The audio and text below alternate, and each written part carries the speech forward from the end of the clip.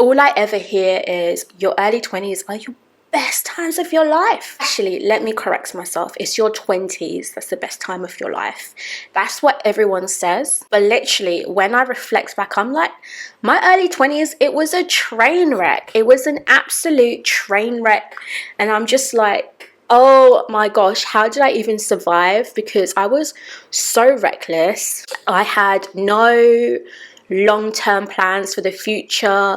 I was very like this people pleaser. I wanted to please people, and guess what that did? It just made me unhappy.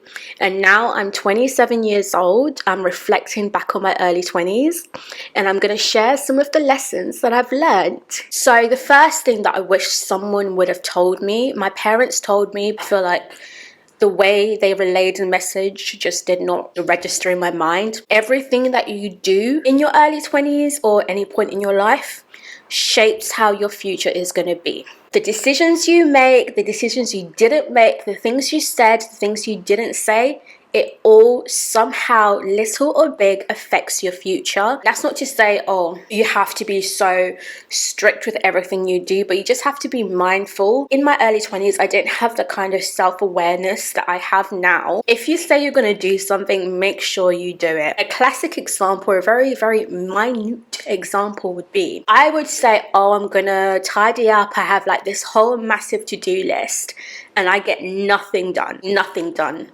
Maybe some of those things on my to-do list were not that important, but maybe one or two things really affected how the rest of the week was gonna go. Those kind of things in your life where you just put everything on the back burner. You do it tomorrow, you do it next week. Time is gonna pass, and one day you're gonna look back and be like, I really wish I did that in my early 20s. The second thing that I can say I learned from my early 20s would be people come and go.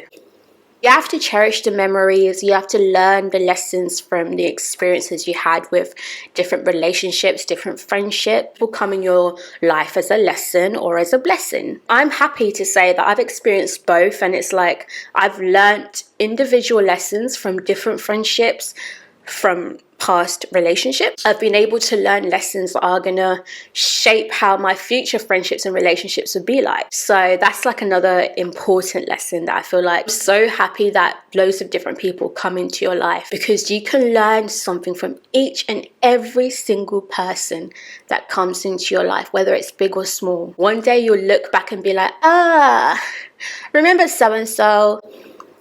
Like when they came into my life, I was wondering, why did they do this? Why did they do that? But you know what? Now I'm a little bit wiser, and I know next time to look out for this, or to be better, to be a better friend, to be a better girlfriend. There's so many lessons that you can learn from all the relationships you have. In my early 20s, I just wanted to please people. I didn't want people to leave me, and that just left me really unhappy. This is probably another downfall that I had in my early 20s. Blind loyalty. Being loyal is a very good quality to have. Blind loyalty will leave you going crazy. And you can have so much loyalty to all your friendships, your family, your relationships, and everything. But most important person that you have to be loyal to, who will never leave you, might I add, is yourself.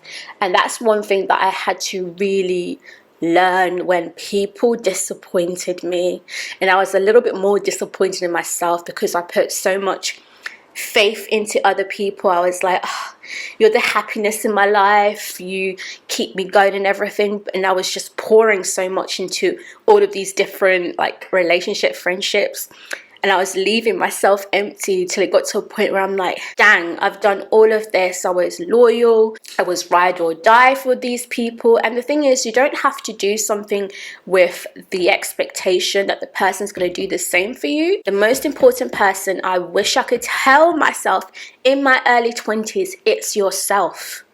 The one person that will never leave me is me. I'll never leave. I physically cannot leave myself unless I'm dead. But I really hope that I don't leave myself anytime soon. I feel like this is like a popular topic about personal development. For me, in my early 20s, I thought once I got that degree, I was done with education. That's not the truth, especially in this day and age. Continuous personal development is so important, whether it's taking courses, reading books, investing in your own personal skills and what you can develop to make yourself a more valuable person within the wider society. Just because you've graduated high school, graduated university, that doesn't mean your personal and professional development ends there. Life is getting a lot more advanced, and a university degree is just not enough. You need to bring a lot of skills that you're not really taught directly in school or university, but I feel like experience really teaches you those things. That's something that I personally experienced in my early 20s, where I was actually promoted for a job quite early in my career. And I realized, I think this is the first time me saying it, I was not ready. I did not possess the correct skill set to really manage all the different situations in the job. And that's okay, because some things you can learn from experience on the way. People can help you. But I just wasn't ready. You can't rush certain things. I feel like I needed to do a lot of personal development to get me to the stage that I rushed to get into. This one is going to be financial literacy. And I feel like this should be something that should be taught in school curriculums, because I had zero financial literacy. I was able to save money in my bank account, but the rate of my spending just did not correlate to how much I could save when I started making what seemed like a lot of money for me. So I feel like having investments is so much more important than having money in the bank. Yes, you do need money in the bank to survive, but it's important to understand that you need to branch out. You need to make your money work for you. And yeah, I feel like I wish that was something that they teach you in your early 20s. Financial literacy is really something that I wish I understood more about, because I read somewhere that in what you do the first 10 years of having your first proper professional job really affects how your life is going to go. That's very, very loosely termed, I'm going to say that, and I don't feel like it's set in stone, because so many people make so many different career changes along the way in their lives and they become successful. And sometimes it takes realizing that getting a job that you've always dreamed of, you get the money but you're not satisfied. That was me. I thought, like I said before, I thought I wanted the promotion that I got. Once I got it, it was just more money. Very cliche, but tomorrow is not promised. Tomorrow is not promised, but I feel like it's still important to make plans for your future. Have goals to look forward to. You can't just say, okay, I finished the university degree, I got the job that I've always wanted, and that's it. You remain stagnant for so long. Well, I remained stagnant for so long, and I just realized, okay, now I've got what I wanted. Now what? What's the next thing? I never really set out any future or career plans. I just thought, you know what?